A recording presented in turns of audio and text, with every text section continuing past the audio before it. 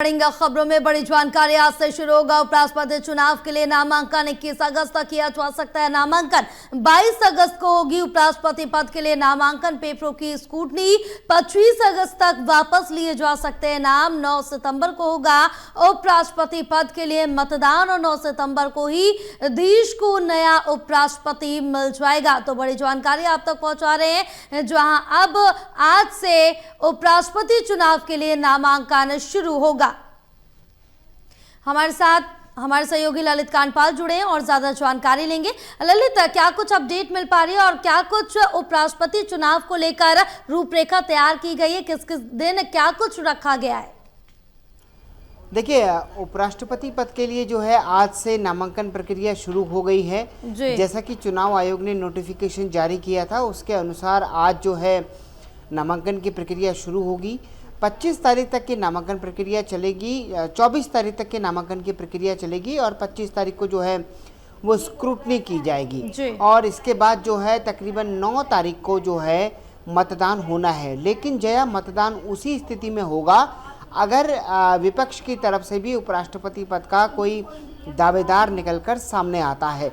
तो आप ये बात समझ लीजिए कि अभी अगर नंबर्स गेम में देखा जाए तो एनडीए के पास पर्याप्त नंबर है कि वो अपना उपराष्ट्रपति बना सकता है। लेकिन अब सवाल यह है कि ये पिछली बार भी ये सवाल उठा था कि क्या एक बार फिर से जो है क्या उपराष्ट्रपति का पद जो है विपक्ष को देगा एनडीए, लेकिन ऐसा नहीं हुआ था। और उसके बाद जो है इस पूरे उसमें जो है जगदीप धनखड़ उपराष्ट्रपति बनकर सामने आए थे। लेकिन अब सवाल यह है कि क्या 25 तारीख तक एनडीए का तो उपराष्ट्रपति पद का उम्मीदवार आएगा ही, लेकिन सवाल यह है कि क्या विपक्ष भी अपना उम्मीदवार देगा, और अगर देगा तो फिर किस पर जो है विपक्ष अपना दांव लगाएगा और एक तरह से कहा जाएगा कि कौन सा चेहरा जो है सामने आएगा।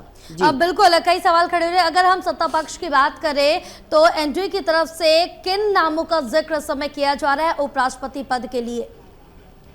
देखिए, एनडीए की तरफ से जो है कई सारे नाम हैं जिनका जिक्र किया जा रहा है, जिसमें कि ओम माथुर हैं, उनका नाम किया जा रहा है। थावर चंद गहलोत हैं, उनके नाम की चर्चाएं चल रही हैं कि उनको बनाया जा सकता है। इसके अतिरिक्त लेकिन ये बात भी कही जा रही है साथ ही साथ कि जो बीजेपी जो इस बार एनडीए का जो उपराष्ट्रपति पद का उम्मीदवार होगा वो इस बार भारतीय जनता पार्टी से हो सकता है, क्योंकि पिछली बार जब देखा गया था तो इस बार जो है पार्टी इसी लाइन पर विचार विमर्श कर रही है और अपने ही कैडर से, अपने ही विचारधारा के किसी व्यक्ति को जो है इस पद पर लाने की तैयारी कर रही है। अब हालांकि देखना होगा कि क्या एक उपराष्ट्रपति एक ऐसा भी पद है जिससे अपने एनडीए गठबंधन को और स्ट्रॉन्ग किया जा सकता है। तो क्या ये पद बीजेपी से बाहर जाके एनडीए में जाता है, या फिर सरकार जो है बीजेपी या फिर जो बीजेपी है